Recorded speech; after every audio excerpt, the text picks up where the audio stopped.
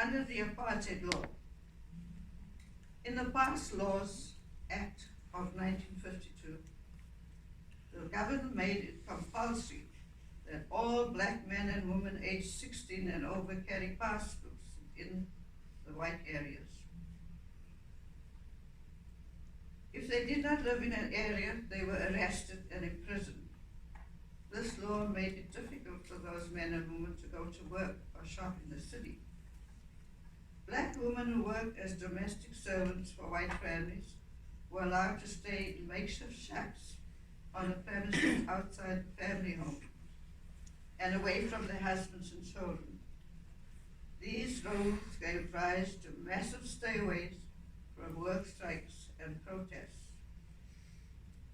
Coloreds and blacks had no voting rights. Many of us were outraged at these unfair laws. Neville, his friend Sullivan, that's my brother, and I attended many of these protests, carrying banners unbeknown to our parents. As a teenager, I loved this African song called Sloshalosa, meaning moving fast, moving strong. Everybody sang while protesting. The song was also sung in tandem by black miners and laborers before and during the working day.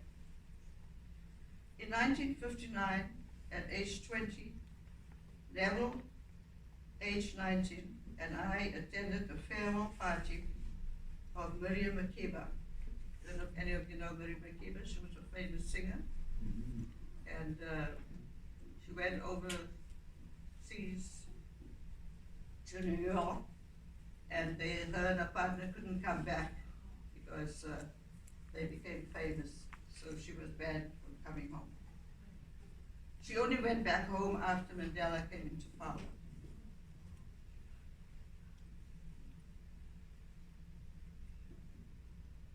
Okay. Yeah, Miriam Makeba was the first person to make the song Pata Pata, before leaving for the United States on a signed contract with Sony Records. The government banned them from re-entering South Africa for the government for the next 31 years because the government saw their success as a threat and forbade their records. 1960, 10 days before my 21st birthday, Neville's colleague Sullivan wanted to test his new car. Accompanying him, we decided to drive to Sharpeville, south of Johannesburg, to witness and photograph what was to be a peaceful protest. Unarmed black demonstrators, including students, marched peacefully, intending to hand in their passports at the police station.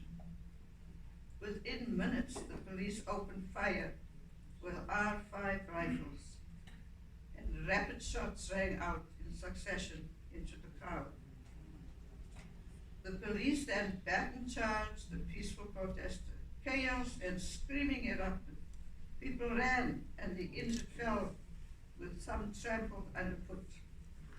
Neville said, "Let's get the hell out of here now." In fear of being killed, we ran towards Sullivan's car in shock.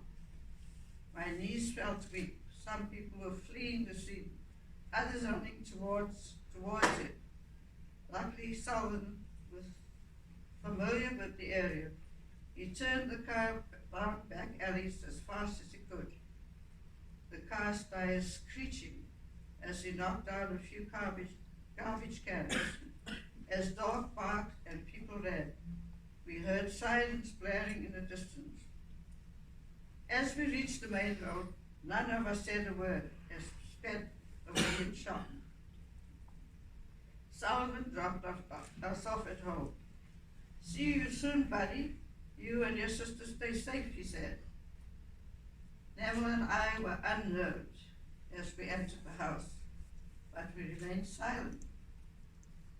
The large picture of the Eye of Providence hanging on the living room wall seemed to follow me wherever I went that evening.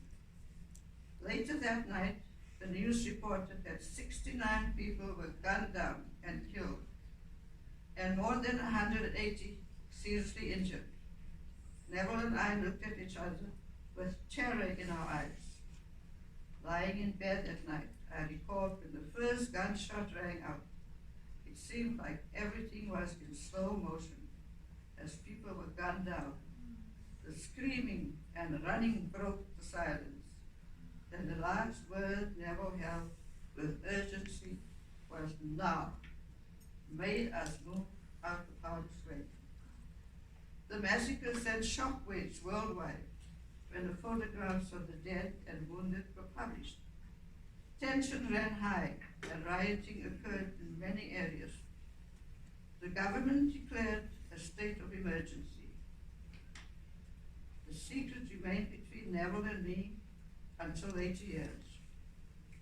The horrific incident left an indelible imprint on the three of our psyches. During a radio broadcast after the massacre, Prime Minister Mahmoud said, "I want you to remind honorable members that if any native inside South Africa today, in any school in existence, is being led to believe he will live his adult life under a policy of equal rights, is making a big mistake." 6 months later, Neville and Sullivan got arrested and locked up in prison for 3 days for attempting to cross the border into Swaziland to attend an ANC rally. My parents were frantic, searching for a lawyer to get them released. Luckily, the lawyer got them released the day before their passports expired. This close encounter stopped them from attending any further rallies. Neville settled down and married Carol Ingalls. They have 3 talented daughters. He is an ordained priest in the Anglican Church.